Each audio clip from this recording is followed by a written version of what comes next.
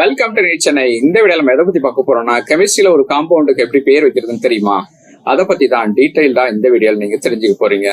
One by ஒன்னா அதோட explanation தான் நம்ம சொல்ல போறோம். ஆர்கானிக் கெமிஸ்ட்ரியில காம்பவுண்டுக்கு பேர் வைக்கிறதுக்கு ஒரு இன்டர்நேஷனல் சிஸ்டம் ஃபாலோ பண்றாங்க. அந்த சிஸ்டம் என்ன அப்படின்னு பாத்தீங்கன்னா, அதை நம்ம IUPAC nomenclature அப்படின்னு சொல்றோம். அதாவது international union of pure and applied chemistry. இதுதான் அந்த சிஸ்டம். இந்த சிஸ்டத்தை யூஸ் பண்ணி நம்ம ஒரு காம்பவுண்டுக்கு எப்படி பேர் வைக்கிறோம் அப்படிங்கறதான் பார்க்க போறோம். இதுல பாத்தீங்கன்னா நமக்கு மொத்தம் 3 ஸ்டெப்ஸ் இருக்கு.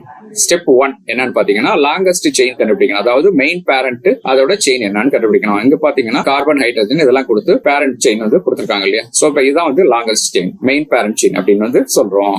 ரெண்டாவது பாத்தீங்கன்னா நம்ம ஃபங்க்ஷனல் குரூப் என்னன்னு கண்டுபிடிக்கணும். இதுல பாத்தீங்கன்னா ஃபங்க்ஷனல் குரூப்லாம் எதுனா ஆல்கஹால், ஆல்டிஹைடு, கீட்டோன் இதுக்கான ஃபார்முலா கொடுத்திருக்காங்க இல்லையா? இந்த ஃபார்முலா யூஸ் பண்ணி ஃபங்க்ஷனல் குரூப் என்னன்னு கண்டுபிடிக்கணும். இது செகண்ட் ஸ்டெப். ஃபைனல் ஸ்டெப் என்னன்னு பாத்தீங்கன்னா, இந்த சைடு செயின் சப்ஸ்டிட்யூவன்ஸ் இது எங்க இருக்குன்னு பார்க்கணும். சோ இப்போ இதுதான் 3வது செயின். சோ இப்போ இந்த 3 விஷயத்திலையும் வச்சுதான் நம்ம ஒரு இன்டர்நேஷனலா ஒரு கெமிஸ்ட்ரிக்குல ஒரு காம்பவுண்டுக்கு பேர் வைக்கிறோம். அதான் IUPAC அப்படின்னு சொல்றோம். இதுதான் நம்ம இந்த தெரிஞ்சுக்க வேண்டிய முக்கியமான விஷயம். இந்த மாதிரி வீடியோஸ் உங்களுக்கு தொடர்ச்சியா வேணும் அப்படின்னா நம்ம சேனல் மறக்காம சப்ஸ்கிரைப் பண்ணிங்க. அதோட மறக்காம பெல் பட்டனையும் பிரஸ் பண்ணிருங்க. நம்ம பாத்தீங்கன்னா NEET repeaters course and crash course connect பண்றோம். அதை பத்தி டவுட்டா புரிய இருந்தா இந்த நம்பர்ல எங்களை அப்ரோச் பண்ணுங்க. தேங்க்யூ. All the best.